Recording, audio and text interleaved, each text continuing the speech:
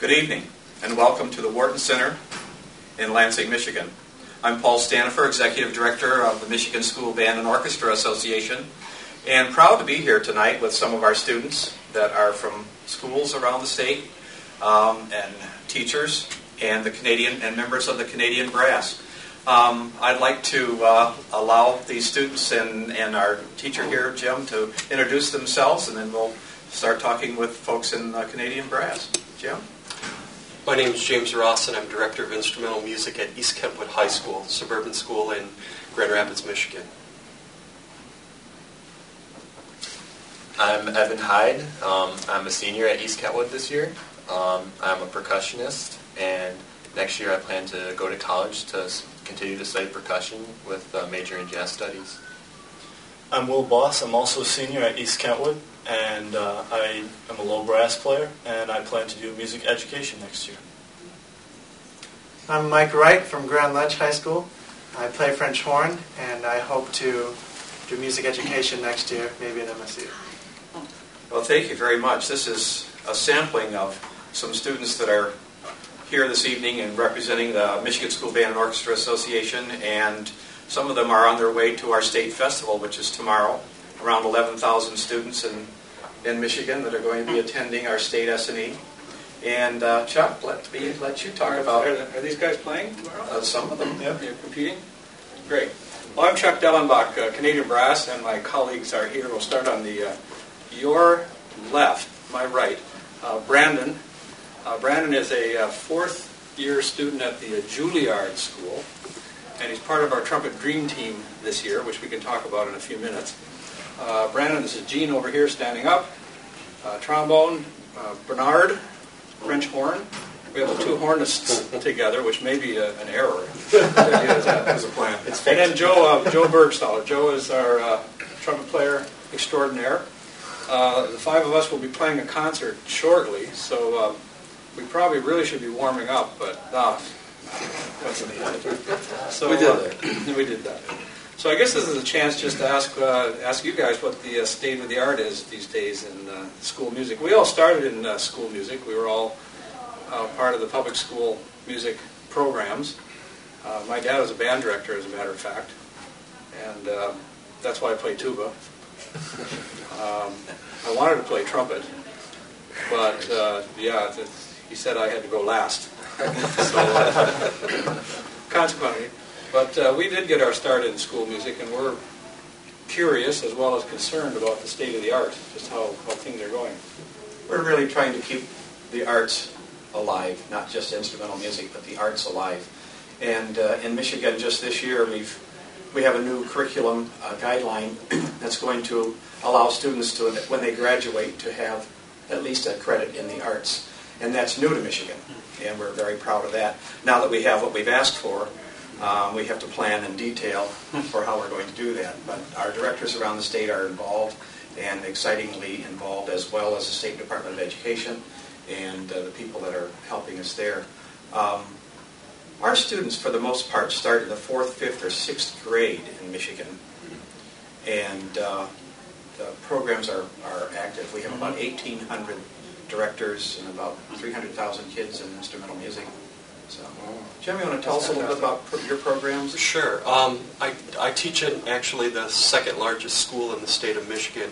We have right around 3,000 students, and the arts in our school are really important. In fact, we were just named one of the top 100 schools for music education in the United States.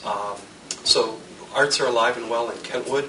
At East Kentwood High School, we have about 350 kids enrolled in the band, about 100 kids in orchestra, about 300 kids in choir. So that's a huge chunk. There's lots of arts opportunities at our school.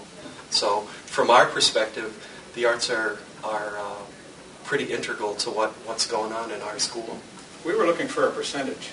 What kind of percentage of, I guess, the United States, how many kids in a typical high school would be either playing in the band or the orchestra or singing in the choir?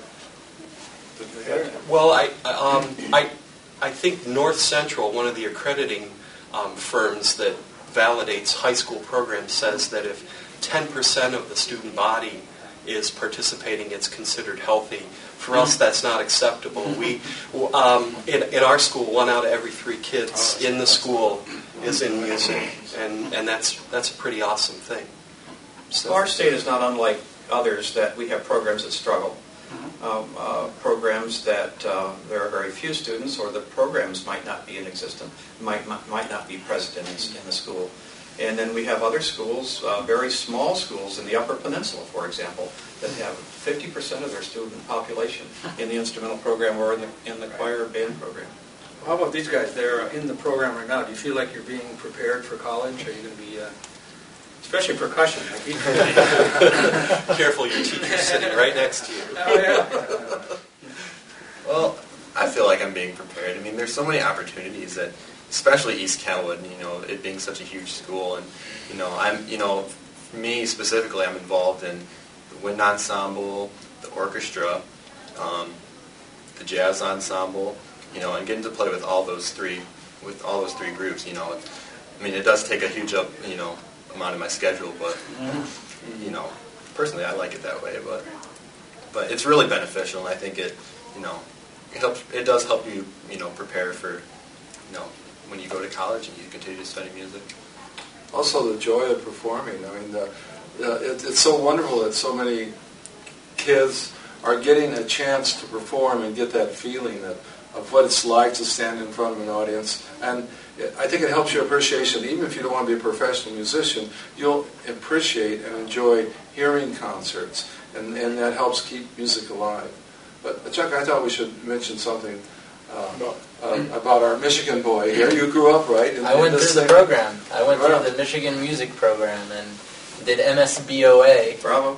Regional and state solo and ensemble for all 4 years I was in high school, and in middle school, I think I may have done it a couple of years in middle school. Did you do Michigan Youth Arts Festival?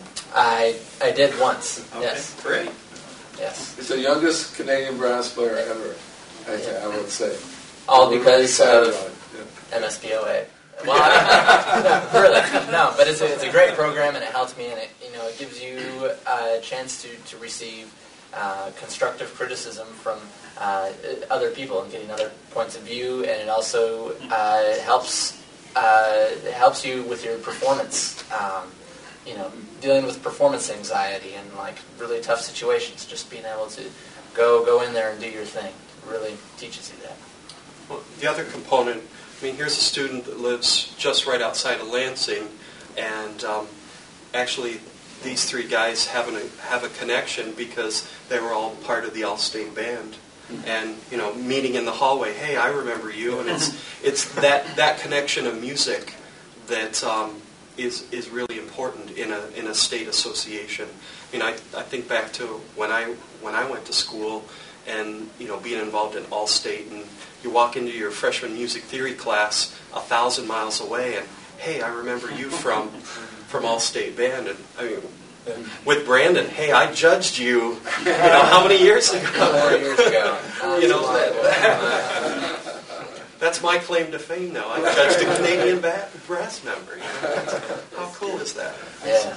That is one really nice thing about MSBOA is the fact that there's all-state, there's youth arts, and you get in these bands, and you do make friends, and you see them all throughout the year at these different honor bands, and it's fun to meet other musicians that are as passionate as yourself.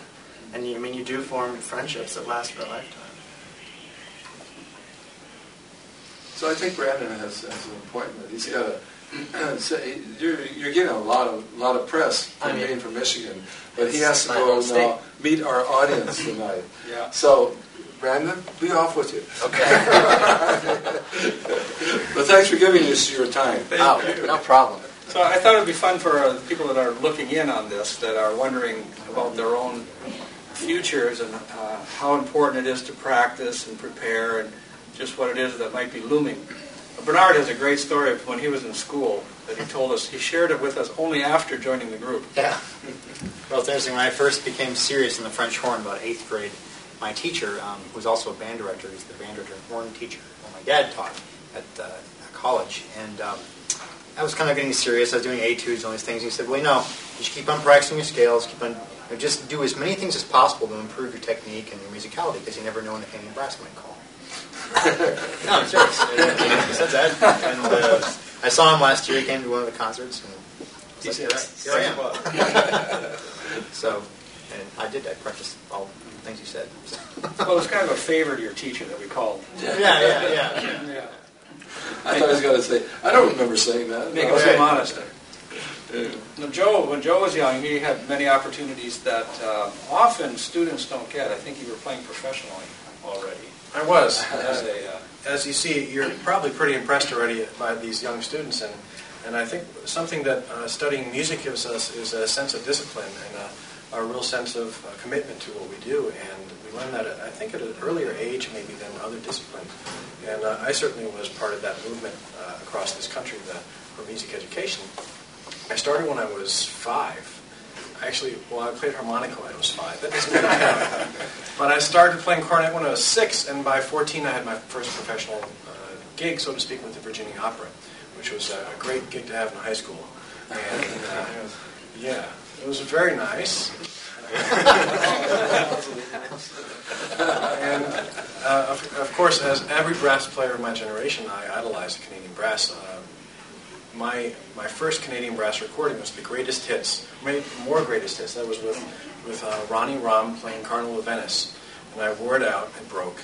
And I bought another one. My second one was Champions, and so very much like Bernard, our generation really looked up to this group, and we feel very fortunate and very lucky to be able to perform with the group, and as Gene said, perform in front of live audiences. It's a real pleasure, a treat, and a privilege. And folks, that's why we keep this guy around. Well, performance is really what's important, and that's we feel very lucky, and we're very happy to be able to share our success with you, and hope that if we can encourage you to go ahead and make your own music and just find a way to do it. You can do it, and don't worry about making money. You never make money in the beginning, so you don't worry about that. But if you keep going, you can stay in it long enough, then things will work out for you. It's just having that desire and the willingness to do what you need to do to play well. So we'd like to encourage you to do that. Well, I would really like to thank you all for tuning in, and thank the Canadian Brass especially for being part and accepting the opportunity to have us meet with you and interview with you. And please tune in to banddirector.com. Please tune in at 8 o'clock tonight for the concert that's going to be cast on banddirector.com, and share. Thank you all. Excellent. Thanks so much. Yeah. Thanks, guys. Thanks for joining us. We'll see you later. We have to go warm up now.